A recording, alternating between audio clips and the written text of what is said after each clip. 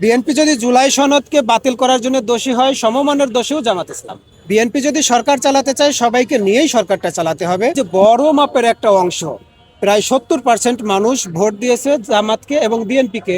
আমরা তাদের বাইরে গিয়ে শুধু জুলাই জুলাই করে আমরা কখনোই দাবি আদায় করতে পারবো না। আমাদের রাজনীতিবিদদেরকেও লাগবে।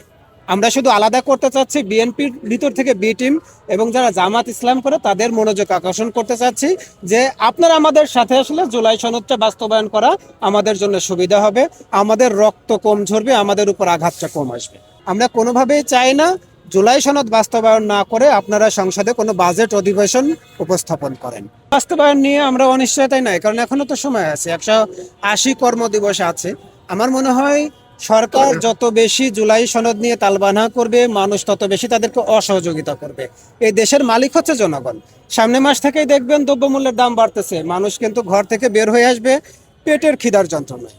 আমরা আজকে যেরকম মানুষকে বলতেছি আপনারা রাজপথে আসেন, আমাদের জুলাই দরকার, মানুষ তখন পেটের জন্য পেটের দায়ে রাজপথে এসে দাঁড়াবে, আমাদের খাবারের দরকার, তখন আমরা তাদেরকে লিড দেব। তখন কিন্তু আপনারা আমাদেরকে আর বলতে পারবেন না আমরা মানুষকে রাস্তা ঘর থেকে বের করে নিয়ে আসছি। আমার কথাটা বুঝতে পেরেছেন? বিএনপি যদি সরকার চালাতে চায়, সবাইকে নিয়েই সরকারটা চালাতে হবে। নিজেরা এই যুদ্ধাবস্থায়, এই পরিস্থিতিতে বিএনপি একা একা 40% মানুষের 45% মানুষের ম্যান্ডেট নিয়ে সরকার চালাতে পারবে না।